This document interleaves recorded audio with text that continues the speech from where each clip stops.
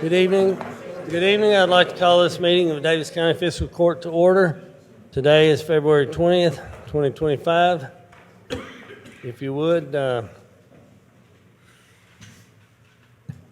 we'll open with the prayer and the pledge.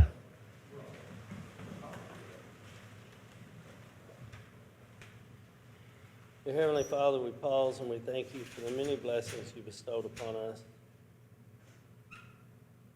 We live in a great community, great Commonwealth, and a great nation.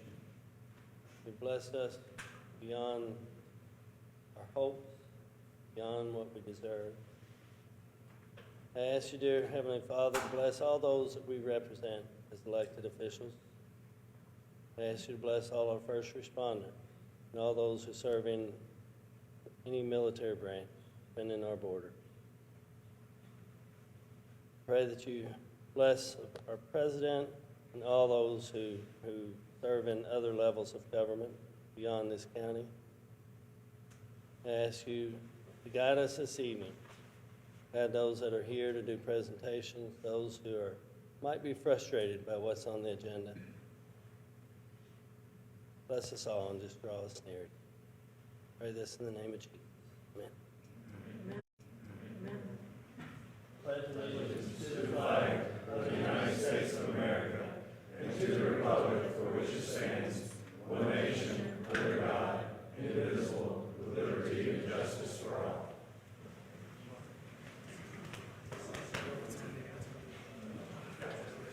Brooke, first item. 1. Consideration for presentation. A. Owensboro Health Community Report 2025. Pleased to welcome Mr. Mark Marsh and also Mr. Gavin Roberts, if you would. Good evening. How are you all? All right. Yourself? Good. I'm doing great. I'm better since I got inside out of the cold. It's cold out there. It's going to get colder tonight. So, yes. Yeah. We had a cold walkover from our summer home, as our treasurer likes to call it.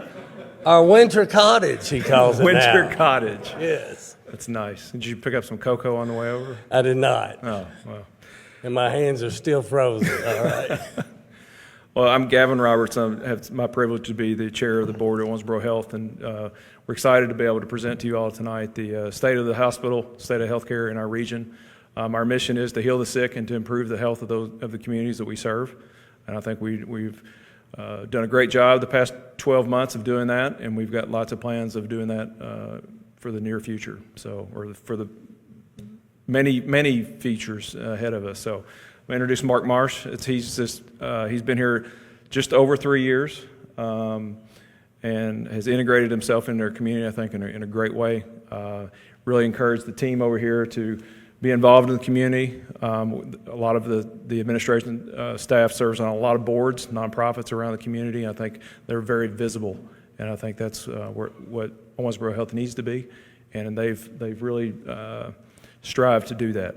And I think you see them on different boards, different organizations, different ball games, throwing out balls and T-shirts and things like that. So that's good. So I'm going to introduce Mr. Mark Marsh. Should we just tell you when I want to flip a slide? Or? Okay, yeah, just next slide. There you go, great, all right, perfect. Clicker, sorry. No, you're good, thank you.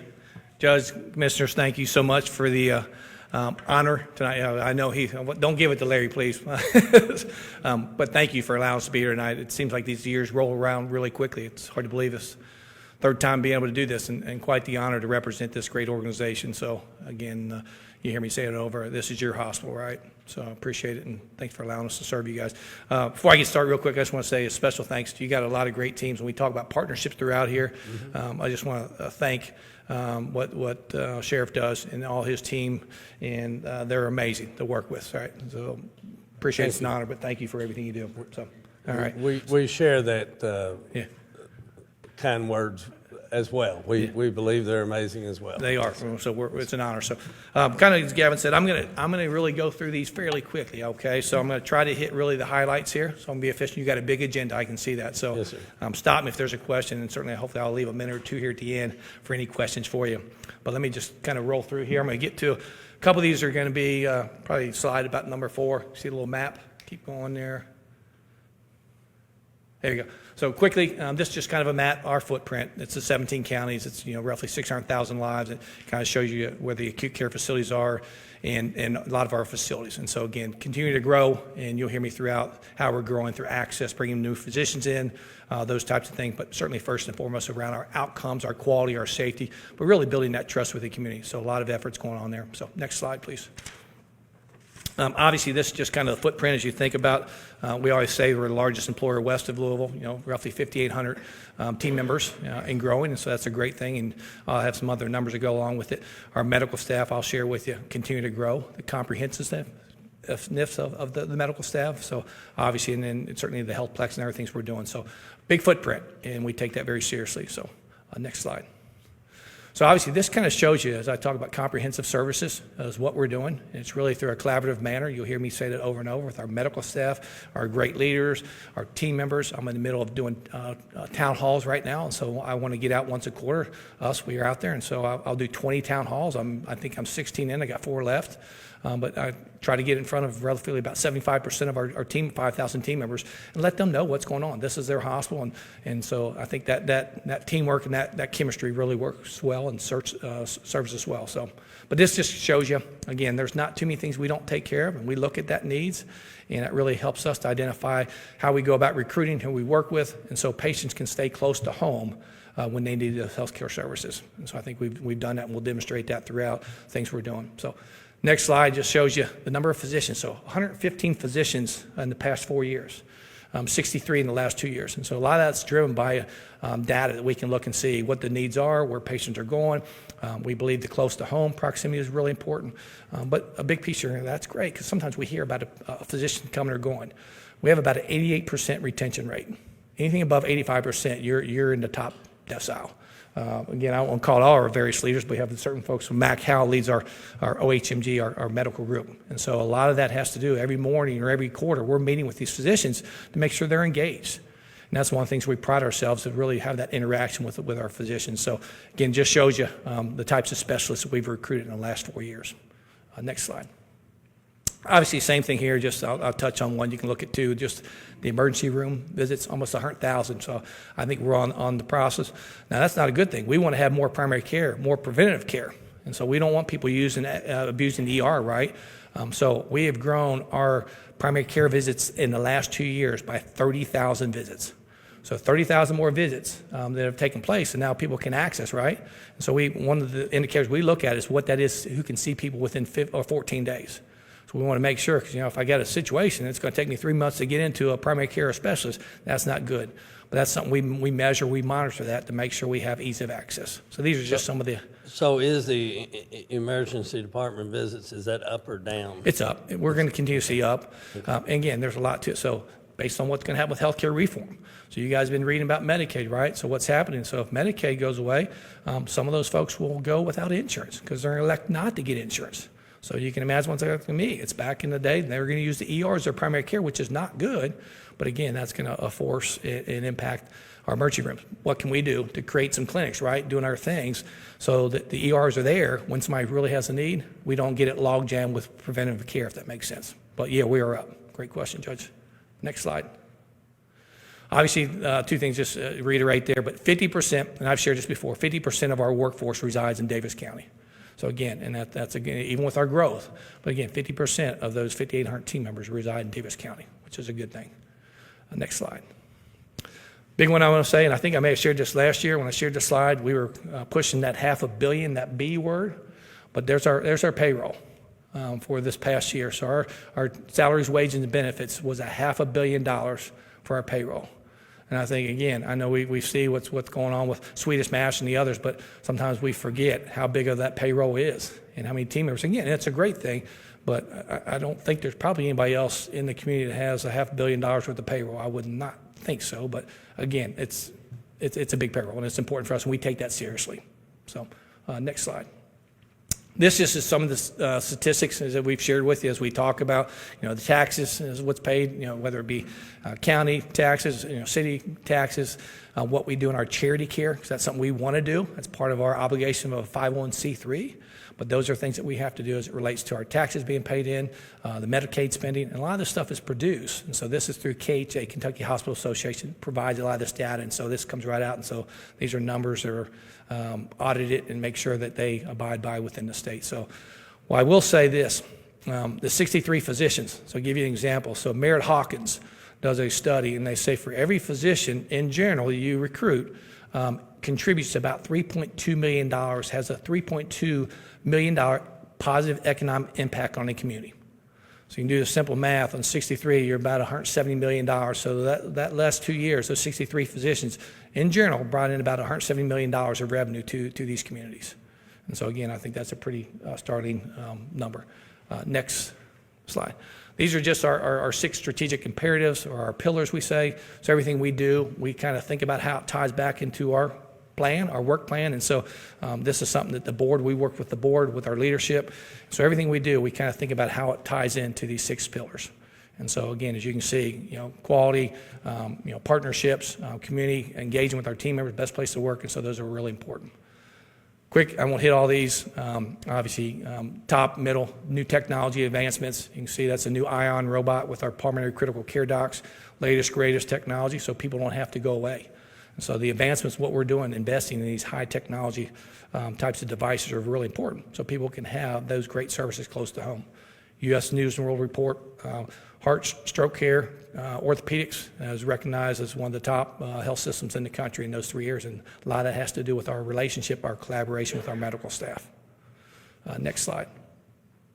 Same thing, and so we understand is that relationship with the community, as Gavin said, being a great community partner, and we've really strive, and I strive along with our leaders to be out there. We're all involved with boards and other ways to do that, and hopefully you see us out there, and we want to be a great partner.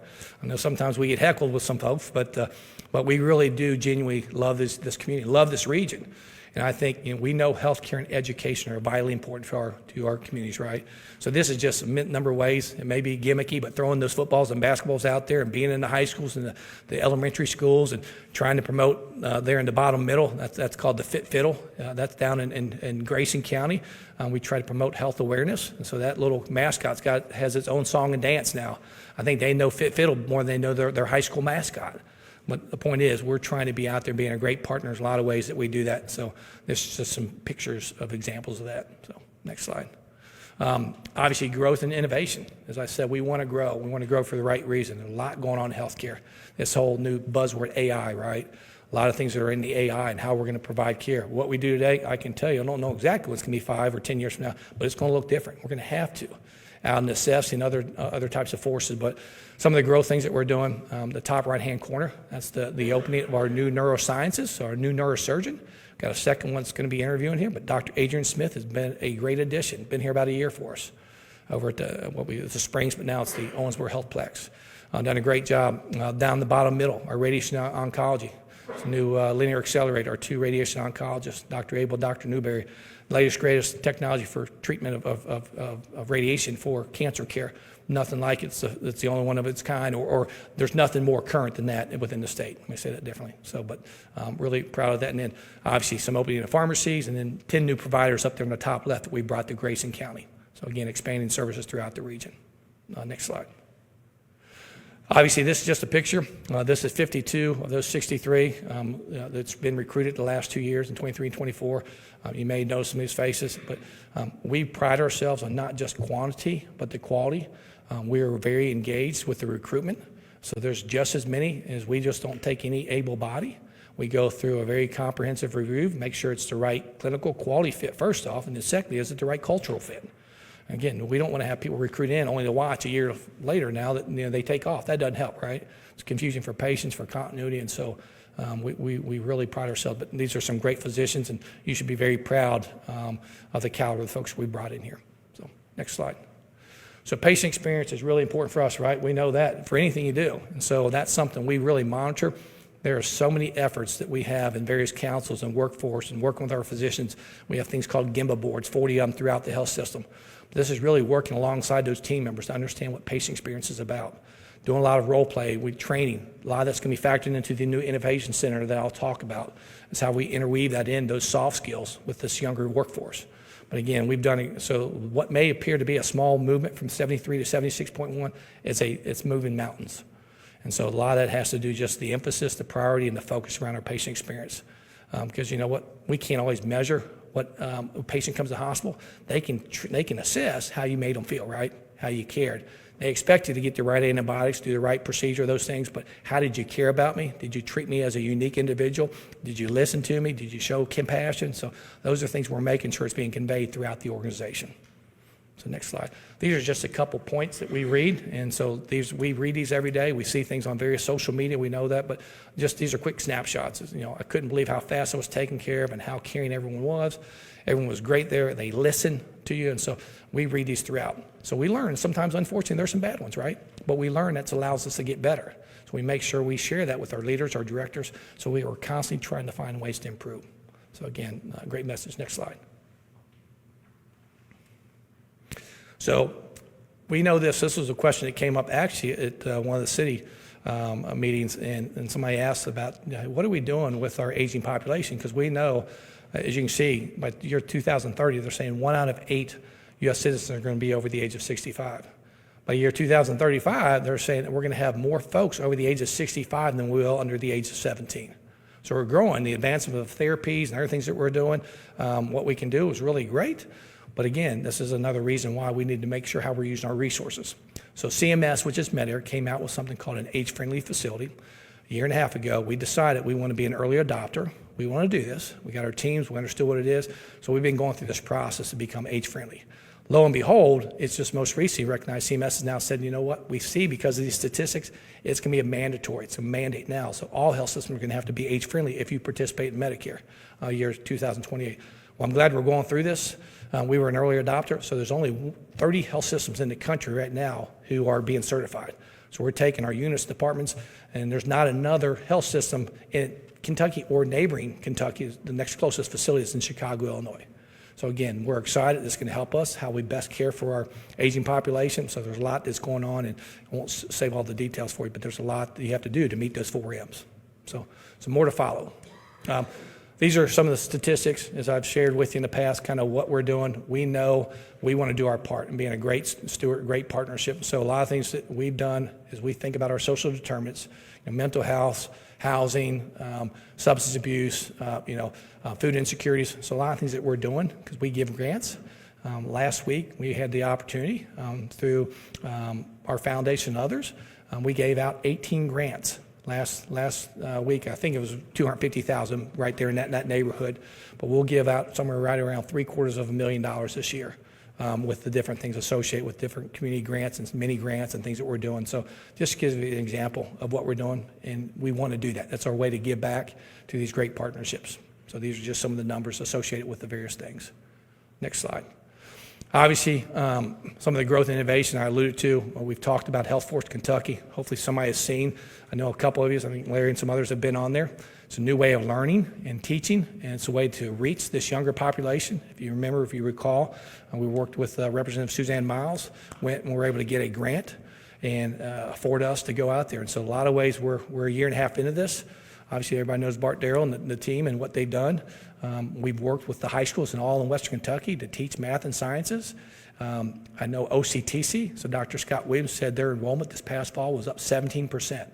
So we've been in front of 11,000 high school and junior high kids right now, showing them a clinical pathway and what they can do to be able to provide and have a career in healthcare occupations. So we're really excited about the Innovation Center is under construction now, much like what you have down there. We have a bunch of steel beams, but we anticipate by the fall we're going to have that up. There'll be 11 simulation labs, other ways in there, and I can take my OR out of there, so I can take that and put that in a wall. It's going to be touch screen, everything else in there. So if I'm doing teaching with students, they're going to see the same in that room as what they would see in the OR operating room in the hospital. So again, state-of-the-art, new things. It's going to be a great way to teach this younger population. Next slide. So these next 4 slides, I just want to walk through just a couple highlights because we think about, hey, what's the future? These are economic, the economists and future outlookers, predictors with healthcare. I'm only going to touch a couple of these, but you can read these as well. I mean, when you see, these are startling numbers. It does keep you up at night. So increase in prevalence of obesity among young adults aged 20 to 40 or 20 to 44 between the years of 2009 to 2020, 8.2%. So why are we doing more things? And you guys know that. We see this stuff and trying to get younger, healthier kids and more active. And that started. The next one, increase in new cancer cases among patients under the age of 50. And that, 1990 to 2009, up 79%. So again, you see some of these statistics, and so we start thinking about what the needs are, how do we anticipate, what we can do with education. There's a lot that we want to do in preventative care, and I know we got some of our physicians here, but very important. These are starting numbers. So these are things that we're trying to predict, but I can tell you we have a much sicker, younger population. The people who are in the hospitals nowadays, because insurance drive a lot of that, but they're much sicker. And so there's going to come a day, because managed care dictates how long you're in the hospital, when you're there, what you're admitted for, but if you're in the hospital, you're much sicker today. So next slide. This just kind of reaffirms what I just said, is you think about in the history, in the past, because we are living longer, but look what's going to happen here. They're saying in the year 2023, over the next 10 years, our inpatient for those from the age of 0 to 64 is going to decline because we're doing a lot more things in the outpatient. Insurance drive that, more therapies, more things we can do. Outpatient, we're moving more to the outpatient sector. We're going to be slightly up, but pretty close to the same from 65 to 74. But look and see where the big growth is going to occur. Those over the age of 75. That's where you're going to see the hospitalizations, both in the inpatient and outpatient, really continue to grow. So those are statistics. So as we look at that, allows us to predict, analyze, try to figure out what we're going to do, how to meet that. Because we're not getting a surplus of workforce.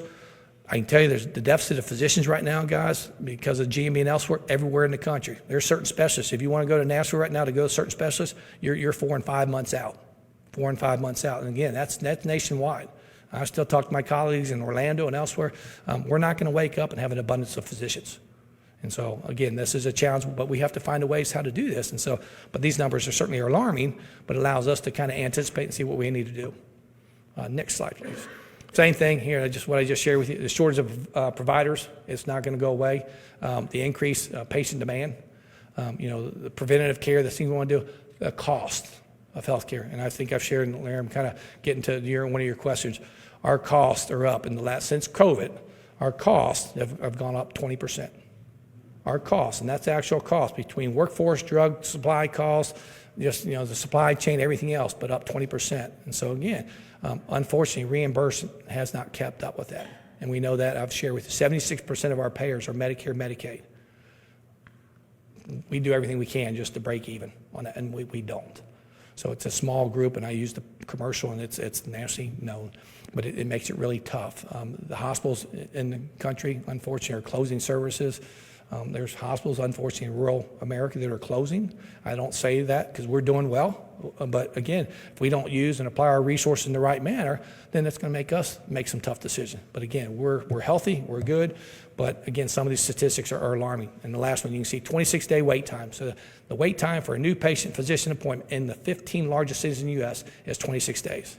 And that'll vary based on specialties, but it just shows you what's happening in our industry. Last slide. So this kind of shows you much of what I just said, what we're seeing the increase in. So Medicare Advantage, everybody knows there's a Medicare Advantage. Medicare Advantage is a more challenging product than traditional Medicare. I'll just leave it at that. We know we're pushing that. You guys know that Medicare Advantage is more operated by independents. So where Medicare is operated by the government, this is more farmed out. There's 6 of those right now in the state. It's more challenging because of denials and I can tell you all these other issues. We're conveying those things. I'm sharing those with Congressman Guthrie and others. And so these are challenges for us. But based on that, you can see an increase in Medicare Advantage up 6.6%, but yet our decrease in our commercial, which is what we like more so, has gone down. So the two are moving in opposite direction. But just to show you, these are the challenges of what we see and what we predict is going to happen in the future for the health system. Let me see. There we go, I think. So this last slide right here, I just want to share with you kind of in closing. Again, hit a lot of different points here with you. Again, we're healthy, we're good, we have a great team, but Walgreens, who's the master, who can pretty much do everything, right? They're pretty good. You see a lot of people who enter the healthcare sector and say, hey, we can do this, particularly if I got a large patient team member base. Didn't take them very long to figure out and say, hey, this is a little complex and a little more challenging than supply chain, what we do in Walgreens and Walmart. But you see what Walmart's done. Walmart right there announced plans to close all 51 health centers across 5 states, as well as its virtual care services. And you can see the comment from one of the executives of Walmart said, the challenging reimbursement environment and escalating operating costs creates a lack of profitability that make the care business unsustainable for us at this time. So it just shows you, again, because we've had a lot, and I can tell others who try to get into the insurance world, and we do a lot of worksite clinics and on-site clinics, and those we try to work with our industries, but it's a very challenging industry. And there's a lot of them out there, but it shows you what we're up against. We're trying to be the best stewards we can. At the end of the day, this is your hospital, and we want to be a great hospital that's trusted, that people know they have confidence in.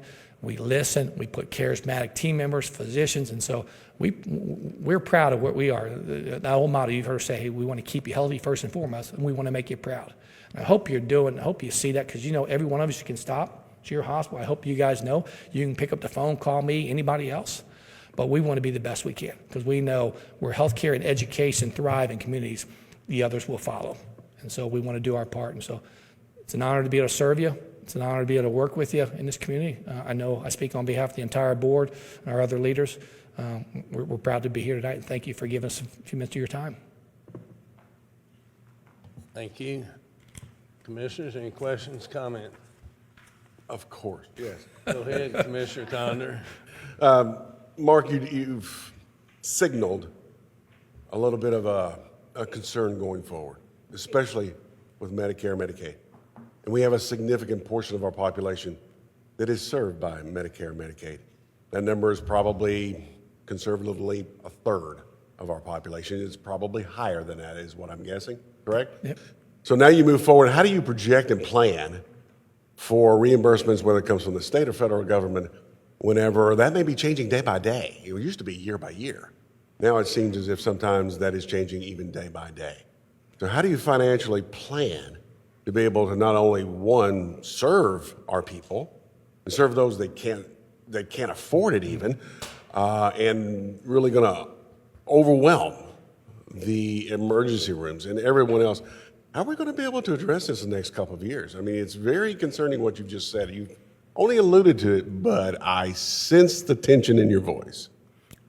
I don't think anybody can answer that question exactly. And just being full transparency, Russ and I know our CFO, been here 25 years, highly respected. We were meeting with Kentucky Hospital Association President Nancy Galvani this week.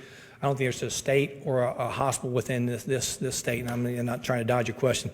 I serve on a collaborative with the other big 9 health systems here, so the Nortons, the Baptists, St. E's, and universities sometimes are a little different. They have some add-on things, but I think workforce, everything I just said, it's a perfect storm. Rising costs, everything we do to do this, right? It's up 20%, but yet the reimbursement and the cost of what it takes to do that, it's the perfect storm. And I'm not here to cry wolf. We're fortunate because we have a big patient population base, and we're still doing well. We got enough commercial. But if a couple things were to change on the Medicare and this Medicaid, it doesn't take a whole lot. And now all of a sudden, we're trying to be very proactive. We're trying to address those things. We're trying to use our resources, our team members. But if any of those things were, and that's why I'm going to be flying in to meet with Congressman Guthrie, because we got to convey some of those things. I know, hey, you guys know that. You guys look, he's chairing. We're glad to have him in our district, chairing the healthcare subsection of the Energy and Commerce. But if they make some drastic cuts in Medicare and Medicaid in a very fragile healthcare environment right now, it's going to force us to make some really tough decisions. And we don't want to discontinue. Again, not painting a picture, we're good, but it's very fragile. So we're trying to do the right things. Back to your answer to your question, we're looking at how the staffing, we're looking at our supply chains, we're looking at everything we can, but you can't cut enough expenses to offset what's happening on the reimbursement side. And maintain morale in the services that you've become noted for. It's a task. It really will be a task in the next couple of years to make sure that 100%. happens. And we want the ratios. You guys know the ratios of whether it's nursing. So it's safety, it's quality, but the costs associated, just the workforce alone. I've told you that. And again, it's 20%. I don't mind sharing it's public. It's $2.4 million a day to operate this health system. So do you want to really answer my last question? And you know what that is, right? Yep. Cash is king. Always has, always will be. Yep. Everything else we just said prior to that always leads to that bottom line of what cash position do you have to be able to address all the challenges you're about to face in the next couple of years? Yeah.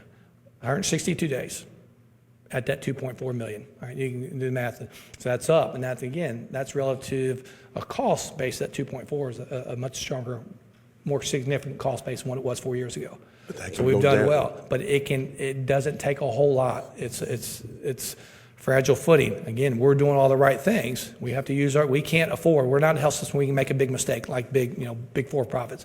So we have to be very focused, very intentional, and use our resources the best. But again, that's why we have to convey that, continue to work. And where can you help? Help us with our local legislative. Some of this is state Medicaid. We know some of this is we're going to meet with Congressman Guthrie and others. And so we're all going to have to be in this together. Because it's, again, article just came out in Beckers the other day. If you make too many cuts here, there's 432, and this is just a number, but 432 potential rural hospitals that would close if you tweak this thing too much. So now all of a sudden you're talking about stabilization hospitals. You're talking about areas now, you're going to be 2 hours.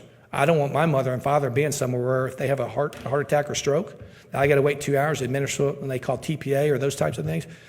It will not lead to good things. And I know we got pressures. There's going to be cuts. It's being pushed down. But healthcare is not one of my hope that we don't do anything drastic that affects the rural parts of the country. Right. Thank you, Mark. Thank you, staff, especially those that are in the hospital, the nurses, everyone that even cleans the rooms. It makes a difference. Customer service makes a huge difference when it comes to care. It truly does. Thank you, Judge. Thank you. Thank you, Commissioner. Anything? I just want to say thank you for all that you guys do, for everybody that shows up tonight, too, to support you and to support our community. Thanks. Thank you, bud. Thank you. I'd just like to say thank you as well. And I do want to ask you a question. We talked about this before. Where do expectant mothers go when they need to deliver their baby here in town? And could you explain the problems with that? And I'm sorry. can you- Expectant mothers that are ready to deliver their baby, Yep. are they able to come to our hospital for that? Absolutely. Or do they have to go somewhere else? No, they come to I our was hos- thinking, I was told a year or so ago when you and I had a conversation that you didn't have that going on anymore, and that because of Medicaid or something, No, they that still service come. was not available for mothers to deliver here. No, they come. Commissioner, what would be helpful, and that's, you're hearing a lot of stuff, and we're getting, so some of the birthing centers, it's great to have when you have prenatal care, but some people don't have that, right? They don't have insurance, and so we're going to deliver, but it makes it a lot easier. We want to make sure patients have some prenatal care along the way. So if you come, you're not familiar, and particularly those are maybe higher risk, but yeah, no, we will never turn away anybody. So if there's someone, it's nice that they have an association already with our obstetrician, but no, people can come. They come to our ER. Unfortunately, I'd much rather have an established relationship, but no, they can come to, and not everybody's going to qualify for Medicaid. Most time, mothers and babies are the most ones, but yeah, there's no reason they wouldn't get to come and have a delivery. I was thinking that you all did not offer that for a while, so I apologize. No, that's okay. That's If a great that wasn't question. true. No, Thank great question. Sure. I just want to, I want to say, first of all, you and I have been on the phone a few times the past week or so about a citizen who's called with some concerns. I want to thank you for how quickly you've responded in each of those situations. You mentioned for places,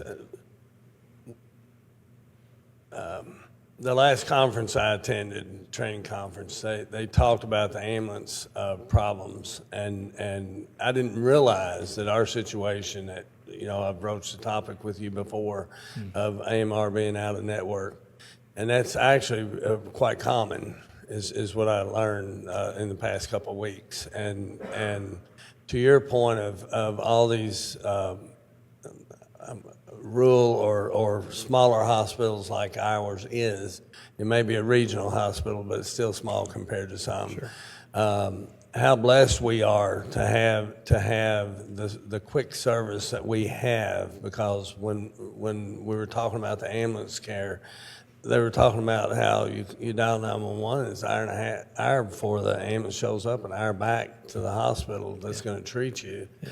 And I just thought, wow. I mean, we're probably 15 minutes away. Every one of us sitting up here is 15 minutes away from the hospital at most. And so we are quite blessed. And once more, I want to say thank you for coming here, for being a part of our your management team here at the hospital, and to all of you, thank you. And you touched on the I keep forgetting what it's called, but where the training's going to go in, over in Innovation Dixie. Center, yeah. Yes, I can't wait for that thing to have its ribbon cutting.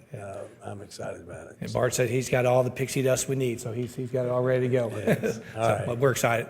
Very good. But thank you again for allowing us to be here tonight. Absolutely. Thank you. Thank you.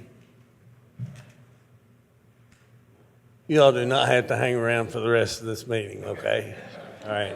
Thank you. Oh, heck, make them stay. This would be awesome for them to stay through the whole thing. Thank y'all. I hope you find a warm place to land. All right.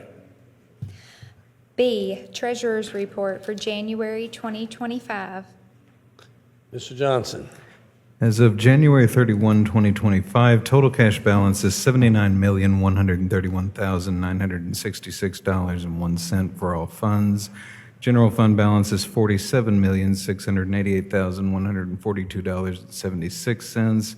Minus operating reserve and restricted funds, cash for general fund operations is $38,073,995.97. All variances within the Treasurer's Report are normal, expected, and explainable. As reported last month, the months of January and February would typically yield the highest general fund balance of the year due to the receipt of property taxes at that time. I have nothing else to report. Thank you, Mr. Johnson. Any questions from the commissioners? No. Any questions from the public? Next item. 2A, consideration for approval, minutes of February 4th, 2025, Daviess County Fiscal Court meeting. Make a motion to approve. Second. And a motion and a second. We've all had the minutes to review for several days. Do I hear any corrections, additions, or deletions? No. Hearing none, all those in favor signify by saying aye. Aye. B, all claims for all departments. Make a Motion motion to to approve. Second. Got a motion and a second. These are all the bills due and payable. We've had them for some time to review. Any questions of our treasurer? Hearing none, all those in favor signify by saying aye. Aye. C, Resolution 03-2025, a resolution for a temporary moratorium on wind energy, solar energy systems, and solar panel installation. I'll make a motion to approve. Second. Got a motion and a second. John, you want to do you have a copy of this where you are to where you can do these whereases? If not, I'll do them. I do not, Judge. Okay. I'm going to just go through this. I'm going to just read it. Okay. Resolution number 03-2025, a resolution of the Daviess County Fiscal Court for a temporary moratorium on wind energy, solar energy systems, and solar panel installation. Whereas the Daviess County Fiscal Court is tasked with providing for the general welfare of the citizens of Daviess County, and whereas wind energy and solar energy systems are emerging throughout the United States and the state of Kentucky as an alternative source of energy, and whereas Daviess County's ordinances and laws offer no guidance when it comes to commercial or utility grade wind energy conversion systems, and whereas the Daviess County Fiscal Court needs time to refine and revise the current language in Daviess County's laws to give greater control over commercial conditional use permits, and whereas Daviess County laws and our zoning regulations have not been updated for 3 years regarding solar energy systems, and whereas amendments to those laws will take time to adequately develop to meet the needs of our community and potential site development for alternative energy companies. Now therefore be it resolved this 20th day of February 2025 by the County of Daviess, Kentucky, that a temporary moratorium shall be placed for the next 12 months to adequately make the changes as indicated herein. The Board of Adjustment shall not accept, process, or approve any applications for conditional use permits associated with the installation and business of wind and/or solar energy for the installation and business of wind and/or solar energy.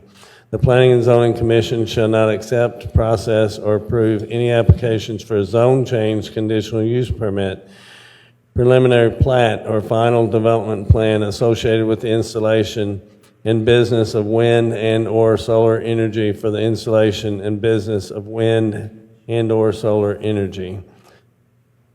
The resolution setting the moratorium time shall be in effect immediately upon the date of its passage. The resolution setting the moratorium is hereby declared to be severable if any portion hereof is declared invalid by a court of competent jurisdiction.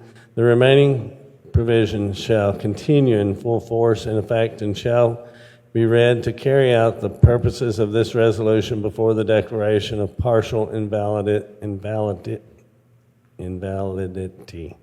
Say it again. Invalidity. Thank you. If any conflict exists between the resolution setting the moratorium and any other ordinance, resolution, or order of this court, this resolution shall control until its expiration or termination by the Daviess County Fiscal Court.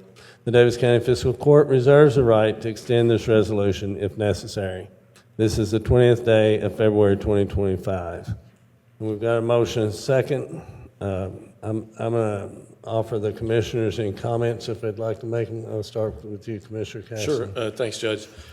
Just want everyone to know, too, I am a supporter of having solar energy and other energy sources in our community.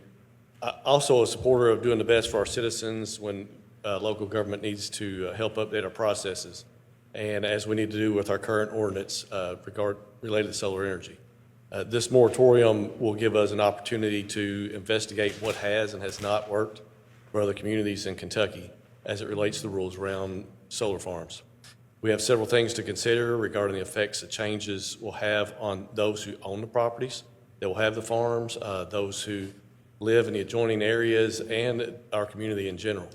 And I appreciate the assistance and cooperation of everyone involved in the newest changes to the previous ordinance. And it's important for everyone involved to understand this is not an end to the ability of having solar farms in our county, but is instead an opportunity to make sure that it's done in the best way possible. Thank you, Commissioner. Commissioner Marksberry. Yes, thank you. I have concerns regarding this as well. Since I was not involved in any of the text amendment discussions or given research results, and especially with the recent flooding issues and the road closures, I'm concerned with possible additional contributing factors for more flooding from these projects. And so I would like to have some time to look into this and consider the impact that a project of this magnitude could have on our community. Thank you. Thank you, Commissioner. Commissioner Condor. Thank you, Judge. This is a resolution. It is not a law. Is that correct? I know, John Burlow, you're on video, but can someone be able to answer that question, please? John, you want to speak to that? You got to unmute. There. I was trying to figure out how to unmute it. Okay. Yeah, that's correct, Commissioner Condor. A resolution is sort of an expression of the legislative body's will, so to speak, on certain areas, but it's not a law. So you're correct. Thank you. So it is a resolution that basically is doesn't have a lot of teeth as far as stop orders or anything else, because it is only a resolution is what it is. This is, as many have said, it is a legal business entity by both federal and state. Since 2019, by the state of Kentucky, it was made so. It has been revised. The text amendment has been revised twice since that time frame, and this will be the potential third time. I'm sure that's not going to be the last time. There are other models of businesses that have simply bought farmland, and those same concerns would exist regardless. For example, the casino. They built their own. They bought 20 acres of farmland is what they did. Same issues, abating property owners, flooding, making sure you take care of the roads. Same things exist there. I'm sure that they will as time progresses and the state approves more forms of gambling, they will expand. They will buy more property. They will look at everything else that happens there. The same thing happens whether it be a chicken farm or a hog farm or anyone else. Nobody, I wouldn't think, wants that in their backyards, but they are. So we must consider and signal for economic development that you have those three stools, three legs on that stool. You have local government, you have the business itself, and then the property owners that abate that public concerns. And they should be done all together, not one over the other. They should be all done together, is what should happen. So in my opinion, this moratorium basically kicks the can down the road for the elected responsibilities of who we are. That we've had, this has been an issue for at least 7 months that was out and about. Whether or not staff provided information to us or we did it on our own. I actually went to the hearing that was held by OMPC, sat in the back, didn't say a word, didn't make any comments. I sat there to make sure they knew. Have talked to property owners, have done all of that different research. So once we get into the text amendments that we're about to do later on, some of those discussions need to be held down in the weeds, per se. So I believe that we, as elected officials, should look at this. We've had 7 months to do it. I'm not for sure what one more year is going to get you, but I do believe it sends a signal that if you don't have a business that you like, you might want to think twice before you come here because you might have a moratorium slapped on you. So thank you, Judge. Thank you, Commissioner. The only thing that I'll say is all this came to light back when the first meeting that I was aware of happened July 24, 2024, when I received a text message with a picture stating that NextEra Energy was inviting folks to attend a meeting on 7/30/24 to discuss an innovative solar project in Daviess County. The text simply stated that it was sent in the mail to landowners. Ultimately, I did not attend the meeting. At some point, I mentioned the NextEra meeting to Daviess County Fiscal Court Director of Legislative Services, David Smith. A day or so later, David showed me a map he had obtained that showed parcels of land that were apparently part of the innovative solar project. He also indicated that someone who had attended the meeting was told that this was a done deal. I instructed David to kick into high gear his review of our solar ordinance to make sure that Daviess County Fiscal Court and its residents were in good shape relative to solar. After a few days' research, David called me while I was out of town at a training conference and informed me that our decommissioning bonding requirements were drastically inadequate, perhaps by as much as $8 million underfunded from day one. And unlike most counties he had researched, we did not require an updated calculation of the decommissioning bond every 5 years. It made me wonder what other parts of our solar rules might need to be updated. I decided that I would call a special called meeting on Friday, August 10, 2024, at 3 p.m. to impose a 6-month moratorium so we could edit our solar farm rules. It was that date specifically to give Commissioner Castlen and myself time to get home after a conference. After conferring with the other commissioners, I found that there was no majority support for the moratorium due to several initial feelings at the time, ranging from general owners' property rights to not wanting to disrupt any project that was already in progress. I did not go to the paper with any of this information, nor did I ever put a moratorium on the agenda. But I did begin working expeditiously with David Smith to get changes to planning and zoning so they could pass those changes to fiscal court for consideration and passage before NextEra or anyone else filed an application with the Board of Adjustments for a conditional use permit, given that we had these glaring deficiencies of decommissioning bonding. At some point, NextEra was brought into the discussion as I felt I needed their assurances made in open court to get changes passed regarding the decommissioning bonding. They assured me that they would be glad to come to our fiscal court meetings and let the court members know that they supported the proposed changes. Once planning and zoning staff and NextEra and myself, working under the constrictions that I was handed with the commissioners messaging to me as to why they would not support a moratorium, ultimately, the changes that will be before us tonight were submitted to Owensboro Metropolitan Planning and Zoning Commission for passage. And the changes passed as a recommendation to us on 1/9/25. And I'm going to stop and save the rest of my comments for when we're talking about the specifics on the text amendments. But the reality is,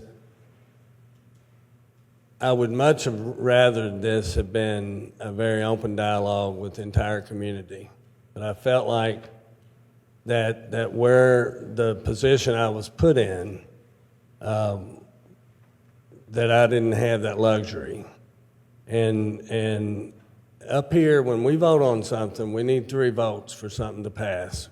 And I was told that I didn't have 2, but I might be able to pick up 1. And so that's why I was taking the approach that I did. I'm going to stop there, and as we usually do, we usually let the public speak to something. If there's anyone that wants to speak to the moratorium, you're welcome to do so, but I'm not going to let you repeat what you say on the moratorium when we get to the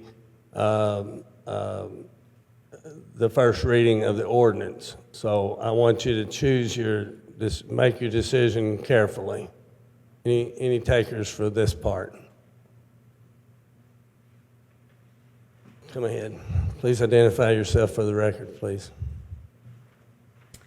Hi, my name is Kimberly Demarest, and I own property at 6727 Lydian Bridge Road with my husband, Jeremy. My husband and I want to thank Fiscal Court for considering a moratorium on industrial solar power farms today. We urge you to vote yes to the moratorium. Over the past several months, we've learned that the current solar ordinance lacks key protections, not just for the families who will be living next to large-scale projects, but for all of Daviess County taxpayers. I support solar energy, especially when it's placed on rooftops, in industrial zones, on commercial buildings, or on previously compromised land, like surface mined areas. However, I do not support massive industrial-scale solar on prime agricultural land. These projects do not align with the rural character of the Owensboro Planning and Zoning Commission, who has worked so hard to preserve. Supporters of industrial-scale solar present a few key arguments, but my research has yet to validate their claims. I have several concerns, and a moratorium would allow Fiscal Court and Planning Commission to carefully examine the impact of these industrial-scale solar projects before moving forward. I will pose several questions today, but none of them do I expect an answer. Claim number 1, property rights. While property owners have rights, those rights must be balanced and fair for both sides of the fence. A landowner, for example, cannot build a nuclear power plant on farmland. It would have to be placed in an area zoned industrial. The same principle should apply to industrial-scale solar. A moratorium would provide time to investigate other crucial questions. How will property values be affected for adjacent landowners? What about those whose properties that will be surrounded by solar panels on 3 sides? Additionally, with over 100,000 solar panels creating vast impervious surfaces, how will this impact drainage and water runoff, especially in flood-prone areas of Daviess County? We need time to get answers and ensure responsible development. Claim number 2, economic benefit for schools, roads, and emergency services. Solar companies claim their projects will generate millions for local infrastructure. But if that's true, why did Lowndes County, Mississippi threaten legal action in December of 2024 after a solar company failed to repair roads damaged during construction? Furthermore, once solar farms are operational, how much tax revenue actually stays in Daviess County? We need transparency in how the money flows so that taxpayers truly understand the financial impact benefit. A moratorium would allow time to craft an ordinance that ensures taxpayers won't be left footing the bill for road repairs and other infrastructure repair costs. Claim number 3, lower energy costs. Solar companies often claim their projects will lower energy costs. However, the power generated isn't necessarily staying in Daviess County. It's sold to wholesale electricity markets. If industrial scale solar truly lowered energy costs, why does California, home to the largest solar energy capacity in the United States, still have some of the highest electricity rates? California produces 48 gigawatts of solar power as of June of 2024, yet its electric bills are 92% higher than the national average.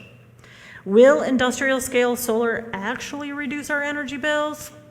A moratorium would give us time to educate our community and examine how these projects impact local energy costs. In closing, a moratorium isn't about stopping solar. It's about doing it right. We need time to ensure our ordinance protects the character of rural areas, property values, infrastructure, and taxpayers. Let's proceed carefully, armed with these facts, so that Daviess County can make the best long-term decision. As we all know, a solar farm lease is 30 to 40 years. This is generations that we need to protect, not just who we are here today. Thank you so much for your time. Vote yes for the moratorium. Thank you. Anyone else?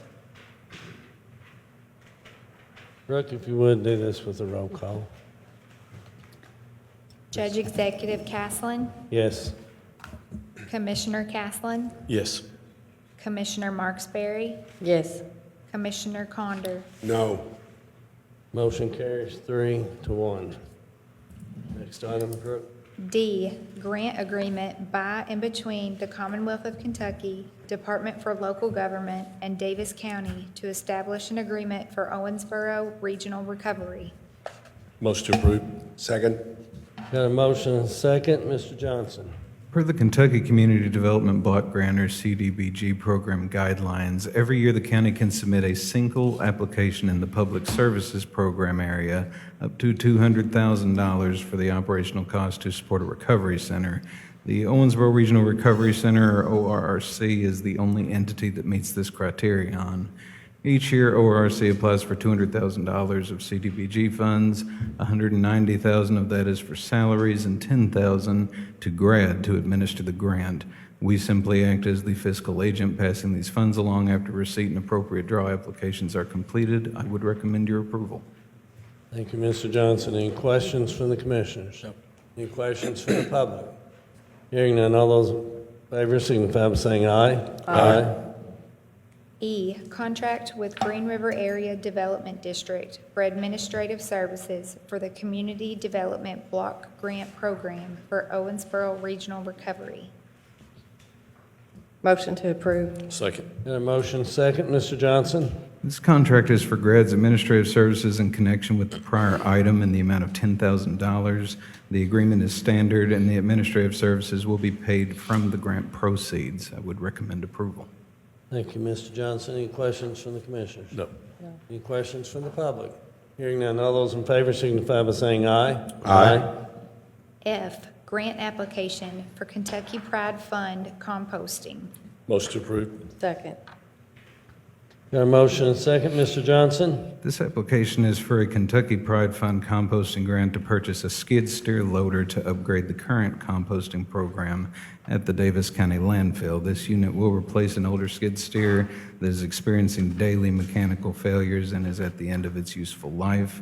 The grant request is for $113,440, with the county matching $28,360 to cover the full expense of the unit in the amount of $141,800.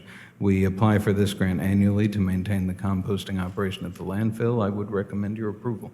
Thank you, Mr. Johnson. Any questions from the commissioners? No. Any questions from the public? Hearing none, all those in favor signify by saying aye. Aye. G, grant application for Kentucky Pride Fund Household Hazardous Waste Management. Motion to approve. Second. Got a motion second, Mr. Johnson. This application is for a Kentucky Pride Fund Household Hazardous Waste Management grant that covers the expense of the annual Talks Away Day, where county residents can dispose of unwanted household hazardous waste. The grant request is for $30,000 with an in-kind match of $8,024.80. The in-kind items are detailed in the application. We also apply for this grant annually. I would recommend your approval. Thank you, Mr. Johnson. Any questions from the commissioners? No. Any questions from the public? Hearing none, all those in favor signify by saying aye. Aye. H, grant application for Kentucky Pride Fund Recycling. Motion to approve. Second. Got a motion second, Mr. Johnson. This application is for a Kentucky Pride Fund Recycling Grant Program to purchase 3 40-yard open-top containers for expanded recycling at the East Davis County Transfer Station. These containers will be used to collect and recover recyclable materials such as refrigerators, ferrous and non-ferrous metals. The grant request is for $28,494 with an in-kind match of $7,267.20, representing the scale operator as in-kind personnel to cover the full expense of the units in the amount of $35,761.20. I would recommend your approval. Thank you, Mr. Johnson. Any questions from the commissioners? No. Any questions from the public? Hearing none, all those in favor signify by saying aye. Aye. I, change order 08 for bid number 2324-67, courthouse renovation project. Motion to approve. Second. Got a motion second, Mr. Johnson. This change order is for the glass partitions at the end of the hallways on the first and second floors. Instead of removing the glass in the existing partitions and adding drywall for the lay-in ceiling to abut, the judge executive's preference is glass storefronts cut and installed to allow light into the hallways as it is currently. The change order is in the amount of $9,141. Project manager Joe Paul Pickett, the architect, and I have reviewed the change order and see no issues. Should be noted sufficient budgeted funds for the project remain to cover the cost. Thank you, Mr. Johnson. Any questions from the commissioners? That was your choice. The process keeps going up, doesn't it? It does. Any questions from the public? Hearing none, all those in favor signify by saying aye. Aye. J, award quote for election equipment to Harp Enterprises Incorporated. Motion to approve. Second. Got a motion and second, Mr. Johnson. This quote is for 10 additional on-demand ballot printing units from Harp Enterprises Incorporated for the Davis County Clerk's Office in the amount of $69,350. Per Clerk McCarty, the additional units will provide the capability to expand the print-on-demand functionality in her county vote center locations and move her office closer to the possibility of creating a second early vote site in the future. The Clerk's Office is requesting the purchase of these additional units during the current budget year based on the remaining budgeted funds in the 5065 account series for elections, of which $224,119.84 remain as of January 31 of 25. Purchasing now will allow the clerk's office to reconfigure their existing equipment allocations for all polling locations based on voter data, and will also allow the office ample time to prepare, sort, label, inventory, and train on the new equipment. Our paper ballot scanner and tabulator voting system was provided by Harp Enterprises via bid number 32-2021, meaning additional units must come from that company for interoperability. I see no issues. Thank you, Mr. Johnson. Any questions from the board? No. No. Any questions from the public? Hearing none, all those in favor signify by saying aye. Aye. K, award quote for additional e-poll books to 10X Software Solutions.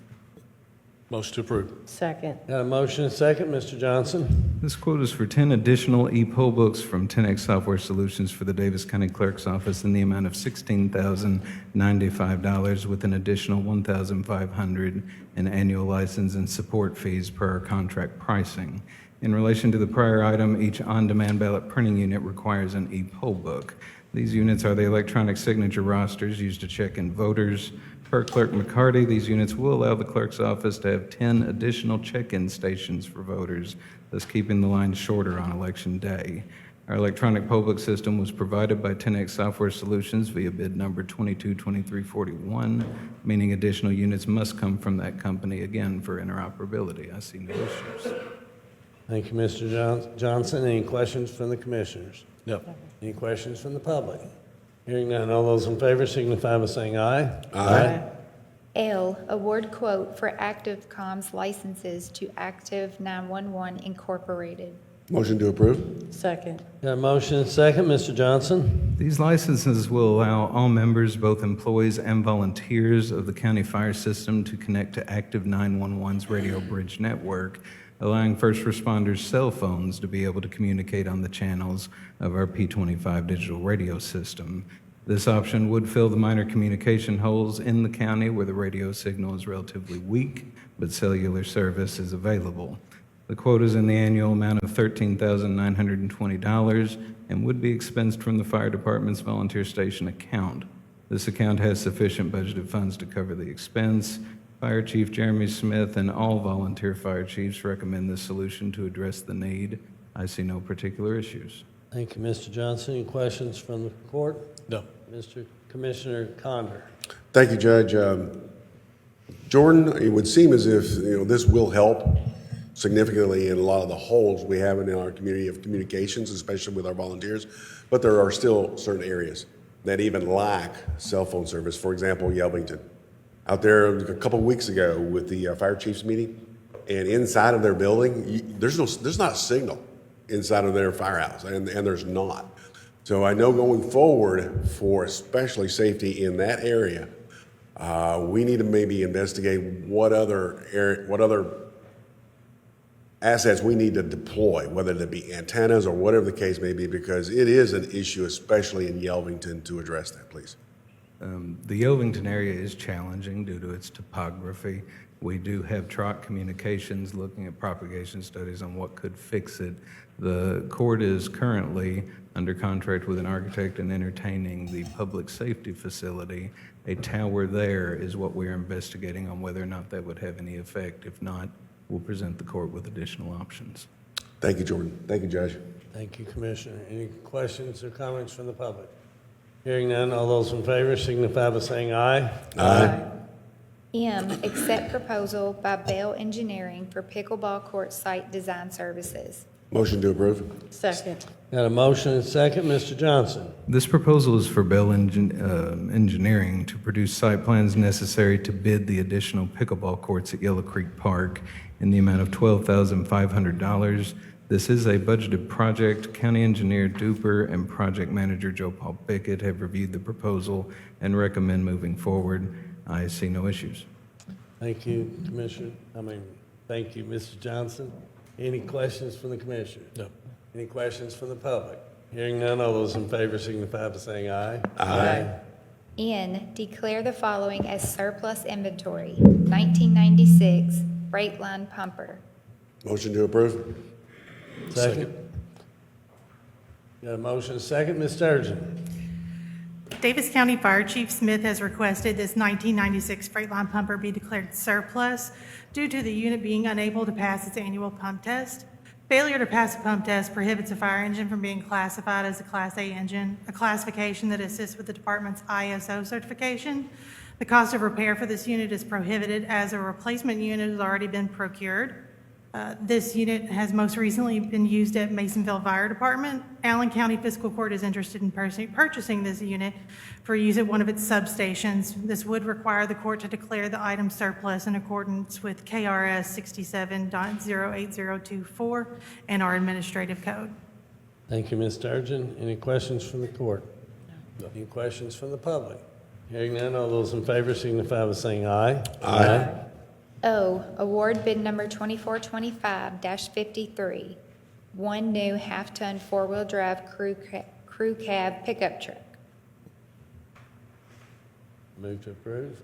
Second? Got a motion and second. Ms. Sturgeon?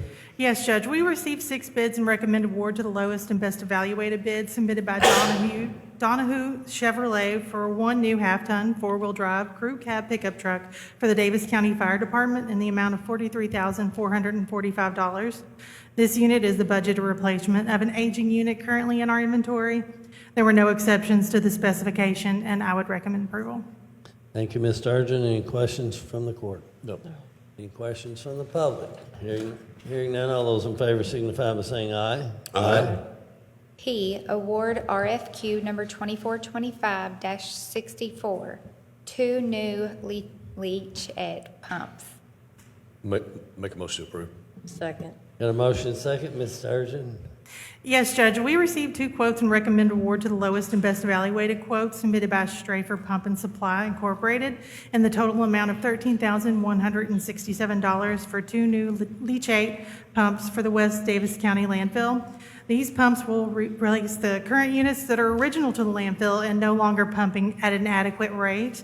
Their performance has dropped from 100 gallons per minute down from 300 gallons per minute, reducing the amount of leachate that can be removed and ultimately disposed of each day. These units are anticipated to provide a similar lifespan of approximately 30 years. There are no exceptions to the specification, and I would recommend approval. Thank you, Ms. Sturgeon. Any questions from the court? No. Any questions from the public? Hearing none, all those in favor signify by saying aye. Aye. Q, promote Eddie Reddish to road supervisor effective February 2nd of 2025. Make a motion to approve. Second. Got a motion and a second. Want to congratulate Eddie and thank him for stepping up to this role, and look forward to working with him in this role. Anyone else?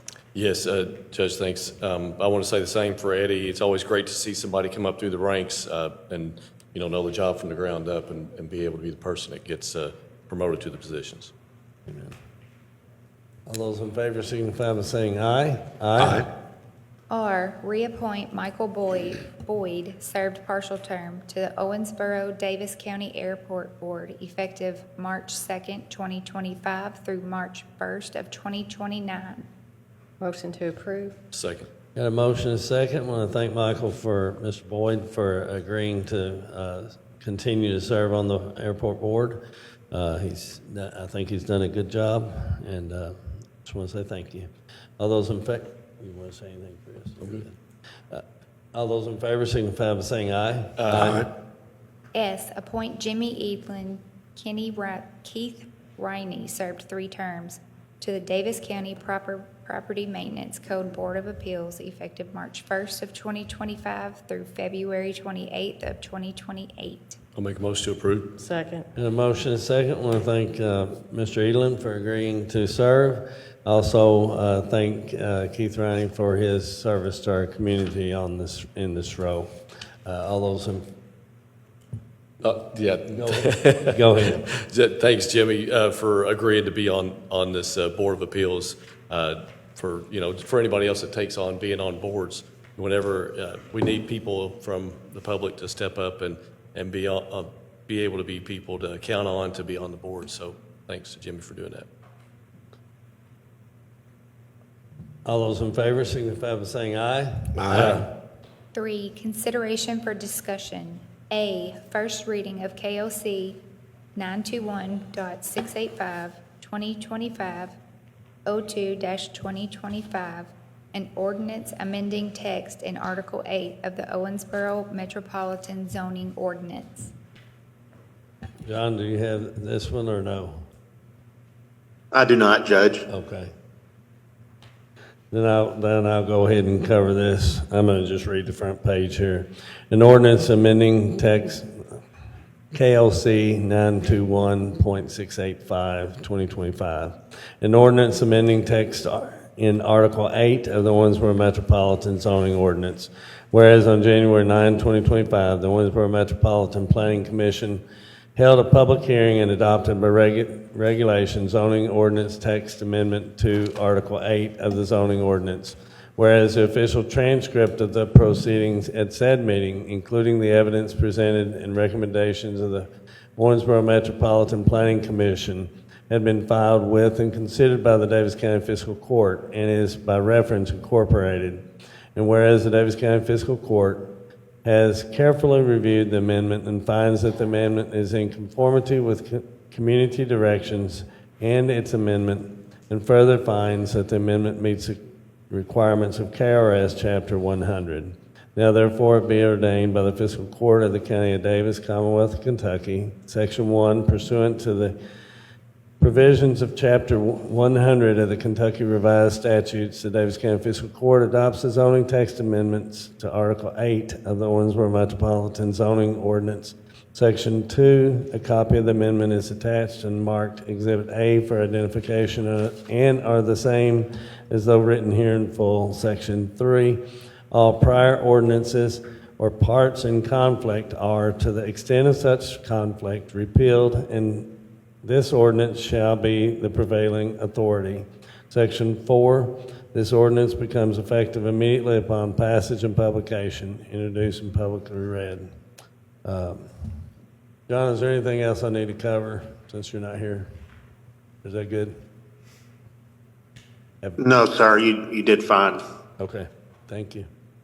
At this point, I'll entertain any comments from the court. Anybody want to speak to these items? And if not, I'll open it to the public. I will. Go ahead, Commissioner Okay. Marksberry. Okay, so I would just like to, What's that? No vote. No vote. No, there's no vote, but a comment. We didn't do a motion in second, right? No. Okay. You heard about that. Did I say we have a motion second? No, we'll have a vote. Before we have a vote. Oh, right. Thank you. All right, go ahead. I won't vote. I promise. Okay. Regarding the ordinance, I know we're going to vote on this tonight, and I've really. No, we will not vote on Okay, this right, tonight. that's right. I'm kidding. This So- is first reading, right. so the next meeting is when we'll vote. There are changes that I would like to see to the ordinance and to the text amendments in particular. I would like to see some language addressing the infrastructure as they're building these solar farms. Are there any possible detriments to the surrounding properties from the implementation of the solar farm equipment? Those will just be some of my recommendations. And I am also all for development of private property by the landowner, but when that could encroach or impede upon the neighborhood, I believe special consideration should be given, and that is why I really I'm going to vote for this when we do vote for it, but I hope we will work diligently to dive into this and maybe have meetings quarterly, weekly, whatever it takes to really make sure that we make the right changes for our community. Thank you. Thank you. Commissioner Condor. Thank you, Judge. I assume that right now we can potentially make some changes in between now and the vote 2 weeks from now. Is that correct? Can we do that? I think we just discuss anything tonight. Generally, there would be no motion or second because we don't have a motion on the floor. Okay, so we would discuss any changes we might consider at the second reading. There we go. Okay, thank you. So just for affirmation, the judge and I and the others have discussed this in particular, the decommissioning side. That's good language. It really needed to be addressed of what happens, especially every 5 years, to review what the developer has done or not done, and how the bond itself, is it big enough for decommissioning to bring the property back to where it was before? So kudos on that language. I think that works very, very well for all parties, actually, is what it does. Setbacks. I believe the setbacks should be the same. For example, we should not only be 150 feet from a household, but 500 feet from a park. They should all be 500 feet across the board. Just let it be that number and not cherry pick what happens to what. I really think that needs to be addressed also. The other piece that I would like for us to consider. Currently, there is a program between OMU and the city of Owensboro called a pilot, payment in lieu of taxes. What that does is that OMU provides to the city of Owensboro a dividend plus other services, power, possibly water, some things like that. That value on an annual basis is close to $10 million per year, which in essence is a hidden tax to those that are on OMU, is what that is. I would like to propose that same pilot program for solar farms or any other renewable energy. What that means is, and what's the big difference here, is that the power that would be produced, that the facilities that Daviess County Fiscal Court has, that some number, maybe 50% of that power would be provided by that said facility. The next piece would be a payment or a tariff. Let's put that tag on this one. That a tariff of, say, $200,000 a year that would be paid to fiscal court to, number one, address the concerns of flooding, roads, damage, not maintaining the facility, whatever that they might be not doing over an extended period of time, that those funds that they would be paying, that tariff that they would be paying, addresses each and every one of those concerns. And of that tariff, 20% of that would go to the abating property owners that actually live there. That would mean, on an annual basis, 20% of $200,000, $40,000 that would be appropriated to those property owners that live there, that have lived there for probably decades, to be compensated for those type of business entities locating next to them. Now, is there a lot to everything I just said? Yes, there is. There's a lot of detail. We can start by looking at what OMU and the city of Owensboro has on the books right now, and then begin to massage that. Now, when you do that and put this type of program potentially in place, there is then a disincentivization of taxes or tariffs. That's what they do. They disincentivize behavior. So this in itself makes everyone responsible for what they're planning on doing. And it addresses many of the issues that were presented by the lady earlier tonight. Not all of them, but a vast majority of them, and making sure that everybody's a good citizen, especially a good corporate citizen. So there is a lot included in this, and even on the prime farmland section. Let's go to that one last, please. The words that are in here are vague at best.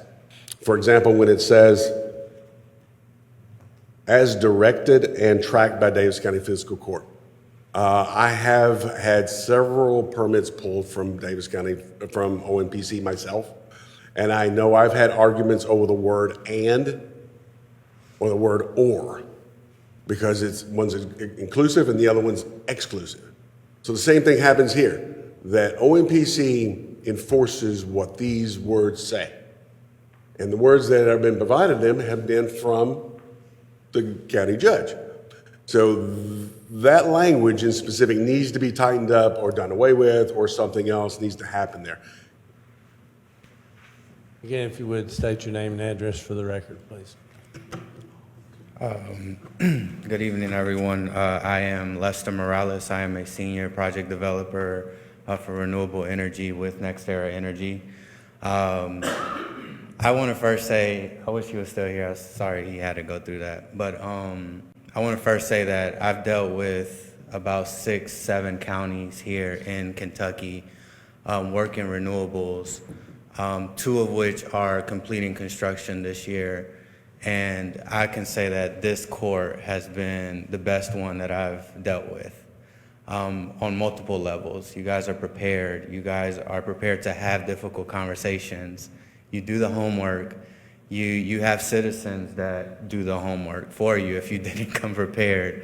You go above and beyond for the citizens, and it shows in our private interactions and even as a collective here in this court. So I want to sincerely say that I appreciate how you challenge me to bring answers forward, but how you challenge each other to really do what's best for your citizens. Like, I really appreciate that, and I will take that with me wherever I go to develop, because it's the right thing to do, right? I do want to really discuss some of the rumors that are going around on how renewables work, right? The reason why, some of the claims that were discussed earlier today can seem hot and cold around the nation is because there isn't one streamlined way to approach renewables across the nation. It's not one templated approach. Each county has the opportunity to do what Daviess County is doing here in writing their ordinances under the county, but under you have the planning commissions, you have the energy and environmental cabinets, you have the Kentucky State Siting Board, and then you have federal laws that provide incentives for renewable energy. So there's many organizations that are partnering with each other in creating the laws as renewable energy develops around the nation. And I wish to talk about some of the claims, but that's neither here nor there. The point is that the Planning Commission enforces what the fiscal court makes effective, right? What the fiscal court makes effective is under the provisions and under the KRS, right? The Kentucky State Siting Board provides setbacks from not just renewable energy developments, but from other developments, these nuclear plants, these industrial zones. They have an entire provision on what renewable energy developers have to follow. And when we approached the fiscal court, you guys were already on it. We were there to encourage putting something in place that mirrored what the county wanted. The county wants to be up to date when it comes to the setbacks, to the requirements that protect the citizens, and so do we. We are of the opinion, and this shows in our track record, you can follow our track record on the Kentucky State Siting Board construction certificates, that we follow the more stringent requirements. If there's a more stringent requirement at the state level, and we partner with the counties to make sure that the deviation that we're requesting is satisfactory to the county. And once we have the construction certificate, we still have to get the planning commission and the fiscal court's approval. So we go through a list of permits, construction certificates, waste certificates, and permits, the Kentucky DOW, even from a road perspective. There was a road comment made earlier. You know, we would go into a road use agreement with the county, even everything from down to the pilot agreement that you mentioned. Pilots are very common, but they're not a requirement. If they became an option for us, we would explore that in our economics to develop these projects and see if it's a feasible option for our projects. Then we would go into what we call industrial revenue bonds, where we lease the assets to the county, and it'll transform the tax structure for the company, and therefore the savings that we receive from a tax perspective, we give it back to the county in a pilot format, right? And that's what we intend to do. The reason why I'm up here is to say that I understand all of the requirements in Kentucky, because I've done this before many a times. I understand the structure here in Kentucky. I understand the state laws, the local laws. I've sat down with the fiscal court many times to give my consultation, and even if I don't understand it, I have experts around me that really know this stuff. And what I'm here to provide is to say I want to continue to do that. I didn't stand up for the moratorium because I agree with you. You need time to understand what you want to do here, and I've seen the benefits of getting this right on the front end so that we're not being reactionary on the back end. So I really appreciate you allowing me to speak. Commissioner Marksberry, I would love to take you up on that offer to sit down and really do what's right for the community, understand these requirements thoroughly, so we can adjust these ordinances the right way, so we can get a smooth approval next month. Thank you. Thank you, Lester. Is there anyone else who wishes to speak? Again, state your name and address for the record, please. My name's Mike Sullivan. Business address is 608 Frederica Street, Suite 201. Commissioners and Judge, thank you for allowing me to speak tonight. I represent a company called Hillstone Development, which probably isn't a familiar name with folks, but present with me tonight is Cecilia De La Guardia and Kate Goodwin. They're both senior development associates at Hillstone, which is located in the Research Triangle. Did I get that right? In North Carolina. That's where they're. But they have a project online in Daviess County for a solar energy system. It's not as far along as NextEra. It's not as large as NextEra. So that's why there hasn't been, probably Hillstone will be a new word to, or new name to a lot of folks in Daviess County.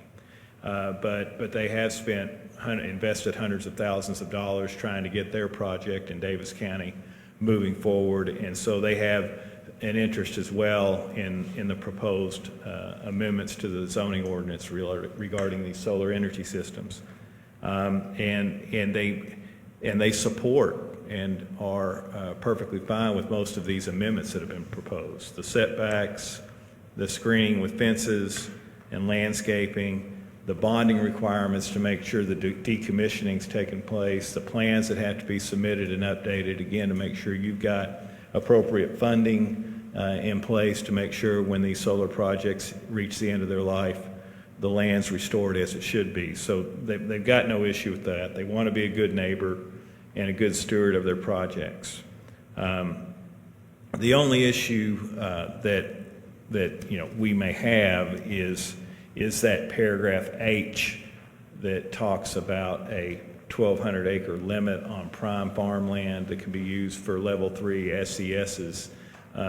That's outside, prime farmland outside of the flood zone A. And Mr. David Smith talked to me before the meeting started and answered a lot of questions that I have that some of you probably heard about what is prime farmland, what's counted as prime farmland, and things of that nature. And that was one of the questions I had about the zoning ordinance, and I think Mr. Smith adequately addressed that. So really, the concern we have is the 1,200 acre limit, because I don't know that we know a whole lot, we being Hillstone. I don't know that we know a whole lot about NextEra's project, but I know that some of their, in talking to Mr. Smith, some of their projects in prime farmland, some of it's not, some of it's in the flood zone. I call it the flood zone, Zone A. So I'm not sure what the math is, but there's some concern with Hillstone that they've invested to move this project forward, and it could be that and there may be other projects out there, I'm not certain, but that this 1,200 acre limit could cause a concern and stop their project. And so they do have a concern in that regard. Of course, I'm not sure, I don't know the zoning ordinance from cover to cover, but I'm not sure that anywhere in the zoning ordinance you'll find an actual acre limit on any use, whether it's hog farms, coal mines, business, retail, whatever. I'm not sure that there is an actual acre limit for any other kind of use in the zoning ordinance. We've got restrictions in the zoning ordinance. Certain things can only be in certain zones. Certain things can be in certain zones, but they have to have conditional use permits, and we support all that. But again, there's just a little concern about that limit. And again, most of this ordinance makes sure that these projects are responsibly developed with the setback lines and decommissioning bonds and all the state and federal regulations that apply. So I think that they talk about the National Resources Conservation Service that comes up with this designation of prime farmland, and I understand you've got the interest in protecting prime farmland, which is certainly commendable. But again, against that, you've got the person who owns the prime farmland having certain rights to develop their property as they wish. They may not want it to be a farm. They have that right. Now, it's it's controlled by zoning ordinances. You can only do certain things on that land. But there's a balance, and I think Commissioner Marksberry mentioned that. There's a balance between what the property owner wants to do and the interests of the neighbors and others, and we support that. And Hillstone would like to be at the table and work with you as you work through this ordinance, share information, or answer questions, anything to make sure informed decisions are made about what you put in this ordinance. And so we look forward to working with you on that. And again, the main concern is this, I believe the prime farmland limit. I think there's 180,000 acres of prime farmland in Daviess County, according to the Natural Resources Conservation Service. And, this 1,200 acre limit's less than 1% of that would be allowed to be devoted to these solar energy projects. So we hope that you will, as we discuss everything in this ordinance, we can discuss that part of it as well. We appreciate the opportunity for you to listen to us. We look forward to constructive dialogue as we discuss this ordinance. Maybe it doesn't have to take 12 months, but if it takes that long to do it right, then that's fine. We'll do what we need to do. So thank you for letting me speak tonight, and look forward to talking to you as we move forward. Is there anyone else who wishes to speak to this item?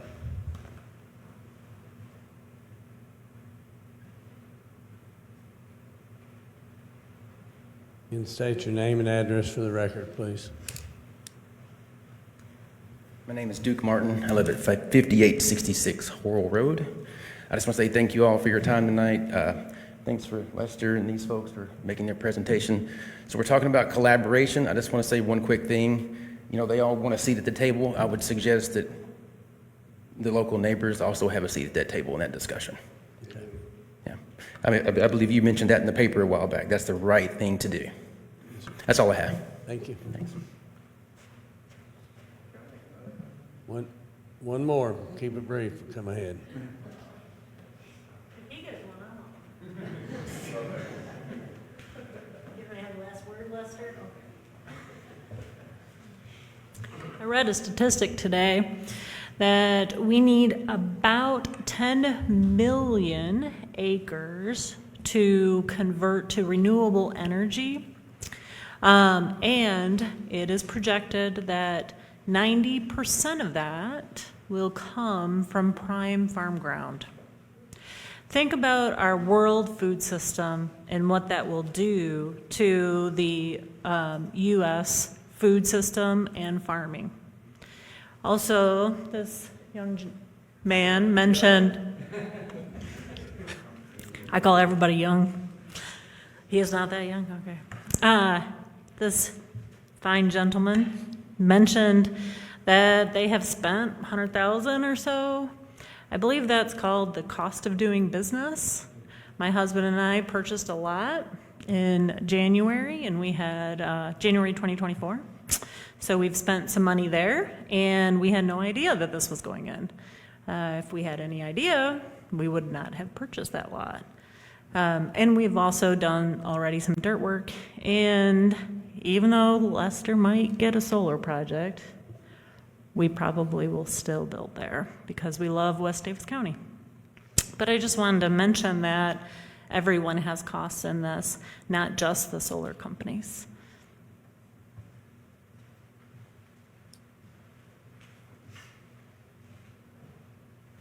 Love this place.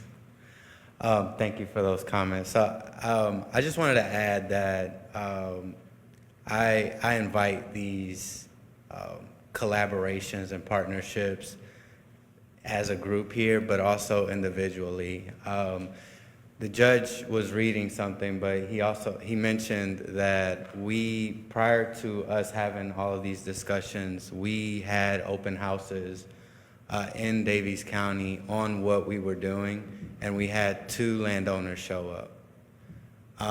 This was placed in an article, whether it was hard to read or not, it was in there. It was sent to all the surrounding landowners in the county.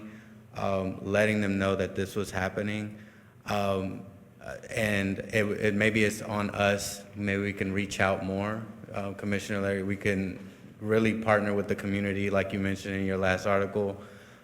We want to do that moving forward. I am, as a developer for this project, I partner a lot with the Chamber of Commerce. We have a very strong relationship with the Chamber of Commerce in Daviess County. We have a strong relationship with the economic development, and we're building a strong relationship here. The one that's missing is that community piece. We felt that we had that when we had the Chamber of Commerce relationship, but we need to spread our wings a little bit more. Our social media platform can improve. I won't put all our cards on the table. We're really doing a lot to extend our hand to the community to make sure that we know everyone's not going to agree, right? But at least you're informed, and that's our primary goal. We were very engaged in the beginning with everyone. So when we brought this forward, you can keep me honest here. He's the guy that keeps me honest throughout this whole thing. You know, I make claims and he's like, well, and I actually appreciate that, you know, because when it comes to this community piece, we need to do better, making sure that everyone at least knows our name and knows what we're trying to do here in your backyard. Thank you. Thank you. Commissioner Condor. If I could, just one quick question. This might be just to clarify something. You know, the federal government has subsidies for quote-unquote green energy now. The current administration has somewhat made those questionable in the future. So if those subsidies went away for, in this case, solar, how does that impact your payback or your economic model going forward? What would that do, if anything? It would just adjust the structure of our deals. Right now, because we have those incentives, we're able to play with numbers in other buckets. So the way our economics works is we take everything into consideration, right?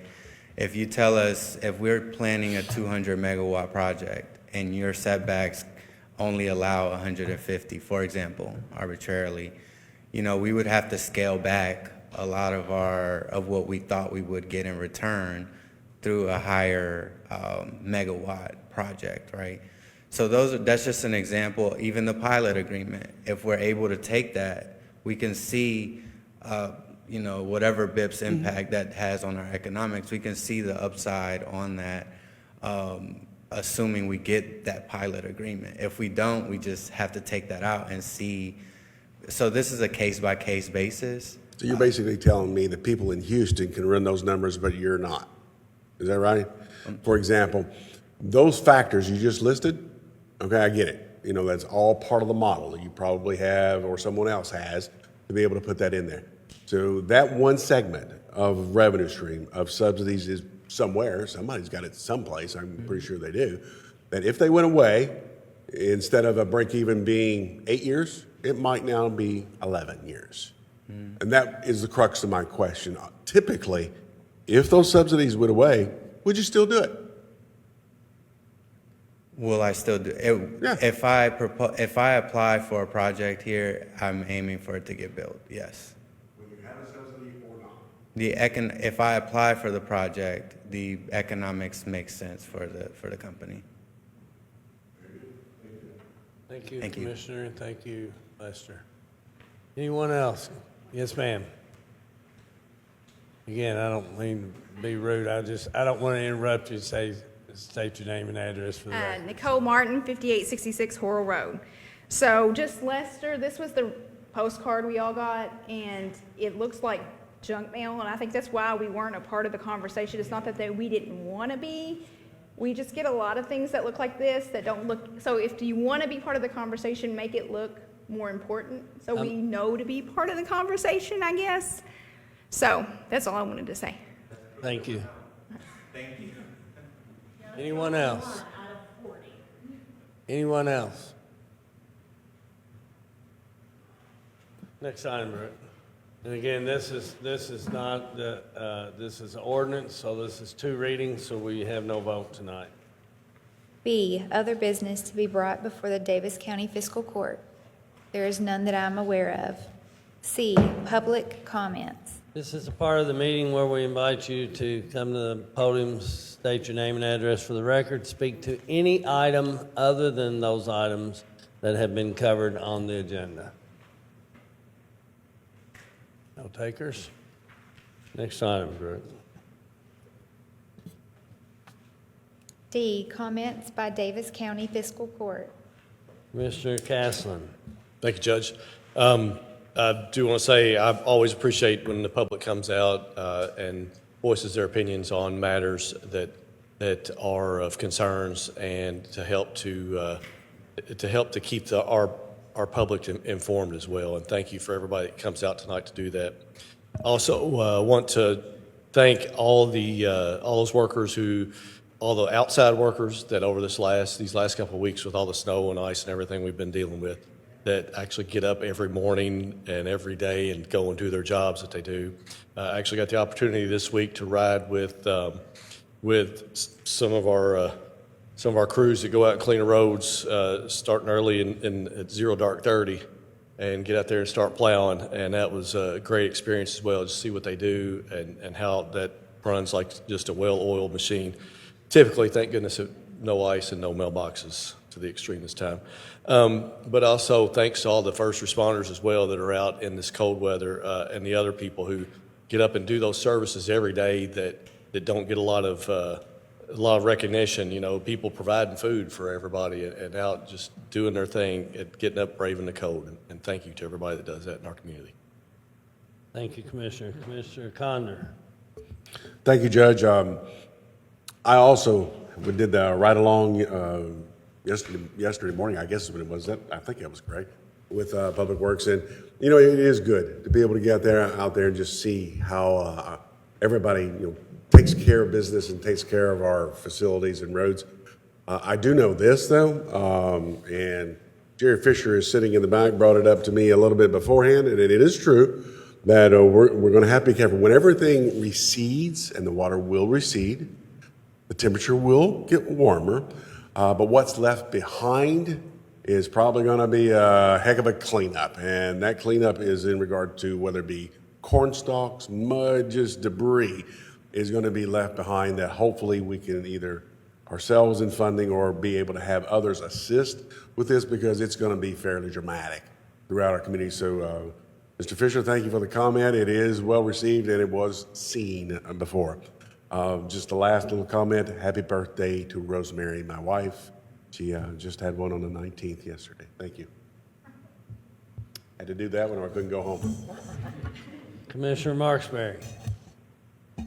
I just want to echo what these other commissioners have said about, first of all, we appreciate you all coming out. It means a lot to us to have your voice, so we can take your things to heart that you say, what you mean. And I know we're in some uncharted waters here, or unknown territory, so we just want to proceed with caution.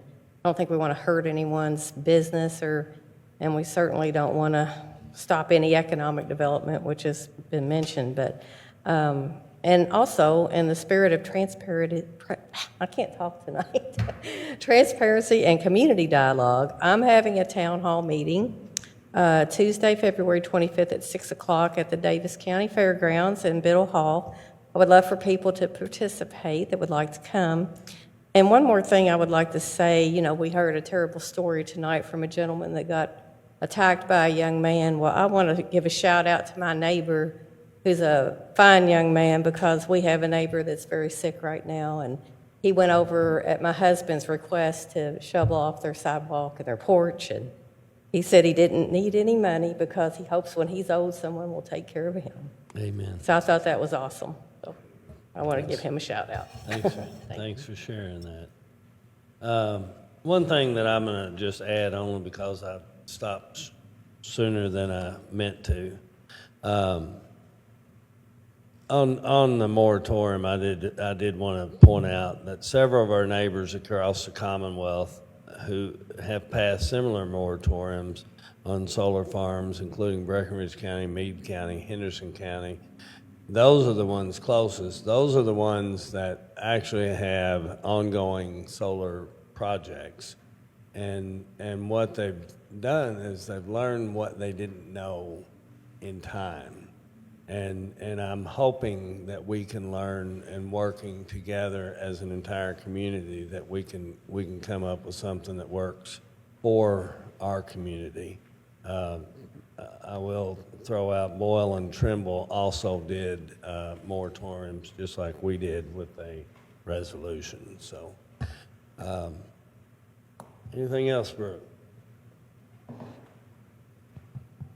Table over there, am I missing something? All right. Without further business, this meeting is adjourned.